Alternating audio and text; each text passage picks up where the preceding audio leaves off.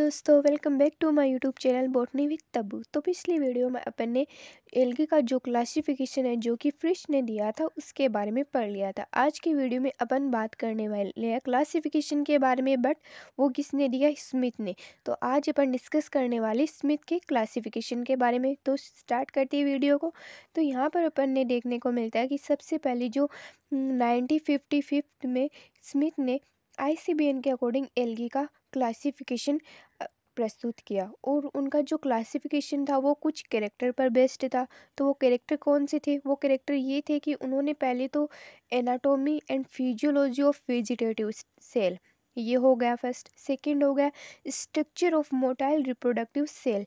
यानी कि स्मिथ ने क्या किया, इन्होंने दो कैरेक्टर जनरली यूज में लिए जो कि यहाँ पर लिखे हुए हैं। फर्स्ट हो गया anatomy and physiology of vegetative cells, और सेकंड हो गया structure of motile reproductive cell. यानी कि स्मिथ ने दो कैरेक्टर को इंक्लूड किया। अब देखते हैं कि स्मिथ का जो क्लासिफिकेशन है उसके अकॉर्डिंग स्मिथ ने क्या किया, एल्गी को 7 डिवीज़न में डिवाइड किया, और उन डिवीज़न को उन्होंने किन वापस से किस में डिवाइड किया? क्लासेस में डिवाइड किया। यानी कि पहले तो इन्होंने एल्गी को 7 डिवीज़न में डिवाइड किया, फिर उन्हीं डिवीज़न को उन्होंने क्लासेस में डिवाइड किया। और स्मिथ द्वारा प्रस्तुत जो एल्गी का जो क्लासिफिकेशन था वो कुछ इस तरह से था। यानी कि इसमें 7 डिवीज़न पहले हो गए। फर्स्ट डिवीज़न हो गया क्लोरोफाइटा, सेकंड डिवीज़न हो गया यूग्लिनोफाइटा, थर्ड डिवीज़न हो गया पायरोफाइटा, फोर्थ हो गया क्राइसोफाइटा, फिफ्थ हो गया फियोफाइटा, सिक्स हो गया साइनोफाइटा, और सेवन्थ हो गया रोडोफाइटा। अब इन्हीं सब 7 जो डिवीज़न थे उनको उन्होंने क्या किया, क्लासेस में डिवाइड किया। तो फर्दर उन्होंने उन क्लासेस में जिसे फर्स्ट क्लास जिसे क्लोरोफाइटा ये डिवीज़न होगा, तो इस डिवीज़न को उन्होंने क्या किया, दो क्लासेस में डिवाइड किया। पहली क्लास इसमें कौन सी हो गई? पहली इसमें हो गई, एक तो हो गई क्लोरोफाइसी, ये क्लोरोफाइसी होगी, और सेकंड हो गई केरोफाइसी। यानी कि उन्होंने क्लोरोफाइटा जो डिवीज़न था उसमें उन्होंने उनको दो क्लासेस में डिवाइड किया, क्लोरोफाइसी एंड केरोफाइसी। फिर उन्होंने दूसरा डिवीज़न लिया यूग्लिनोफाइटा। तो यूग्लिनोफाइटा में भी उन्होंने यूग्लिनोफाइटा को उन्होंने एक क्लास में इंक्लूड किया, वो थी यूग्लिनोफाइसी यहाँ पर। फिर उन्होंने थर्ड डिवीज़न लिया पायरोफाइटा। तो पायरोफाइटा को उन्होंने एक क्लासेस में डिवाइड किया, उसको अपन ने बोला डेनोफाइसी या डेस्मोफाइसी। यहाँ तक क्लियर है। फिर ऐसे ही इसी तरह से उन्होंने फोर्थ क्लास हो गई, सॉरी, क्राइसोफाइटा। तो उन्होंने क्राइसोफाइटा को 3 जो क्लासेस थी उनमें डिवाइड किया। क्राइसोफाइसी हो गया, जेंथोफाइसी हो गया, या फिर बेसिलेरियो फाइसी हो गया। इन 3 क्लासेस में उन्होंने डिवाइड किया। फिर उन्होंने फिफ्थ डिवीज़न फियोफाइटा को उन्होंने फर्दर 3 क्लासेस में डिवाइड किया। फर्स्ट क्लास में हो गया आइसोजेनरिटी, सेकंड क्लास में हेटेरोजेनरिटी, एंड थर्ड में उन्होंने साइक्लोस्पोरी को इंक्लूड किया। फिर इसी तरह से उन्होंने सिक्स डिवीज़न में उन्होंने साइनोफाइटा को रखा, और उस साइनोफाइटा के उन्होंने साइनोफाइसी में डिवाइड किया। अब अपन देखते हैं कि लास्ट बट नॉट लिस्ट, इसमें 7 डिवीज़न में इसमें रोडोफाइटा जो डिवीज़न था उस रोडोफाइटा डिवीज़न को उन्होंने रोडोफाइसी क्लासेस में डिवाइड किया। अब अपन इनके बारे में पढ़ने वाले हैं, यानी कि इस डिवीज़न में या फिर इस क्लास में किस तरह से रखा गया और उनके मेन कैरेक्टर क्या क्या थे वो सब अब देखने वाले हैं। यानी कि जो इम्पोर्टेंट फीचर्स थे क्लासिफिकेशन के जो कि स्मिथ के द्वारा दिए गए थे उन सब के बारे में पढ़ने वाले। तो पहले डिवीज़न कौन कौन सी थी अपनी?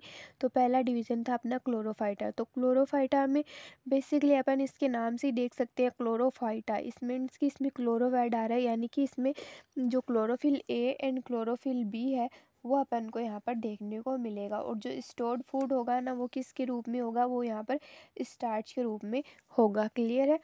और इसमें मोटाइल रिप्रोडक्टिव सेल में इसमें अपन को 2 या 4 फ्लैजिला यहाँ पर प्रेजेंट देखने को मिलेगी, और जो फ्लैजिला की जो लेंथ होगी ना वो इक्वल होगी और विप्लास होगी। यानी कि इसमें फ्लैजिला अपन को इक्वली देखने को मिलेगी और विप्लास इनकी स्ट्रक्चर होगी। फिर उन्होंने सेकंड डिवीज़न में रखा यूग्लिनोफाइटा। तो यूग्लिनोफाइटा के मेन कैरेक्टर कौन कौन से थे? तो यूग्लिनोफाइटा यानी कि इसमें जो इम्पोर्टेंट पिगमेंट है वो कौन सा होगा? Chlorophyll A, chlorophyll B and beta carotene. यानी कि ये 3 इसमें मेन पिगमेंट के रूप में देखने देखने को मिलेंगे। और स्टोर्ड फूड मटेरियल के रूप में इन्होंने यहाँ पर इंक्लूड किया पैरामाइलिन, स्टार्च या फिर फैट के रूप में यहाँ पर इन्होंने रखा। और इसमें मेटाइल रिप्रोडक्टिव सेल पर एक या फिर दो या फिर तीन फ्लैजिला इसमें प्रेजेंट देखने को मिल सकती है अपन को। और सेल डिवीजन द्वारा इसमें ग्रोथ शो कर होती है। अब अपन बात करते हैं पायरोफाइटा में। तो पायरोफाइटा में जनरली उन्होंने कौन कौन से कैरेक्टर को इंक्लूड किया, यानी कि इसमें जो मोस्टली एल्गी जो कि यूनिसेलुलर हो गए और कभी कभी कॉलोनियल क्रोमेटोफोर में chlorophyll A, chlorophyll C and beta carotene and xanthophyll pigment present, यानी कि ऐसे कैरेक्टर रखे जिनमें यूनिसेलुलर भी आ गए प्लस जिनमें क्लोरोफिल ए भी प्रेजेंट है, क्लोरोफिल सी भी प्रेजेंट है, प्लस बीटा कैरोटीन या फिर जेंथोफिल पिगमेंट उनमें प्रेजेंट है। उन सबको उन्होंने किस में रखा, पायरोफाइटा में रखा।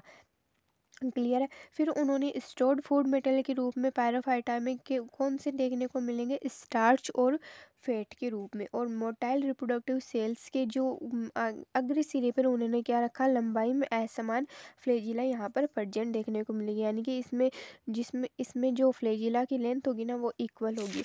अब अपन बात करते हैं इसमें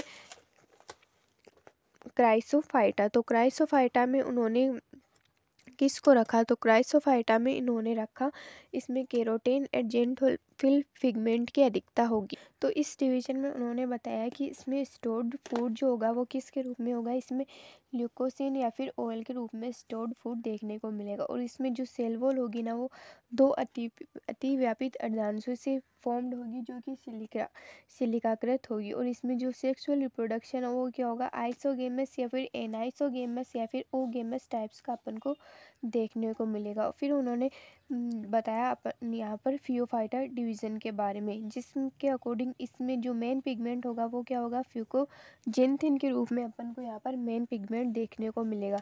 और जो स्टोर्ड फूड होगा ना वो इसमें लेमिलेरियन या फिर मेनिटोल के रूप में स्टोर्ड फूड देखने को मिलेगा।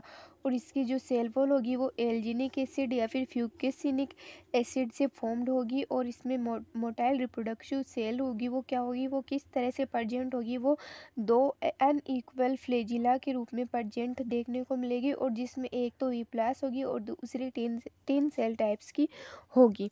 फिर उन्होंने डिवीजन साइनोफाइटा के बारे में बताया।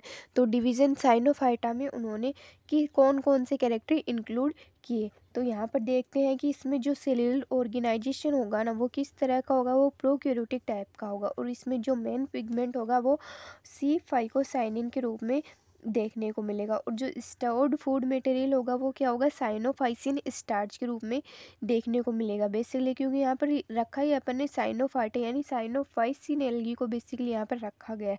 और इसमें जो मोटाइल रिप्रोडक्टिव सेल होगी ना वो कम्प्लीटली यहाँ पर एब्सेंट होगी और सेक्सुअल रिप्रोडक्शन इसमें एब्सेंट देखने को मिलेगा। अब अपन बात करते हैं डिवीजन रोडोफाइटा के बारे में। तो रोडोफाइटा में इन्होंने मेन पिगमेंट R5 को इरिथिन हो गया और stored food material floridean starch के रूप में होगा। और जो मोटाइल रिप्रोडक्टिव सेल हो गई वो यहाँ पर एब्सेंट देखने को मिलेगी। और सेक्सुअल रिप्रोडक्शन इसमें सबसे एडवांस एंड ओगेमस टाइप्स का अपन को देखने को मिलेगा। ओके, फिर उन्होंने बताया यहाँ पर इसमें जो सेल स्ट्रक्चर है वो किस तरह से अपन को देखने को मिलेगी उनके बारे में बताया। तो इस टॉपिक के बारे में अपन नेक्स्ट वीडियो में पढ़ने वाले हैं। Please like share and subscribe my channel. Thanks for watching.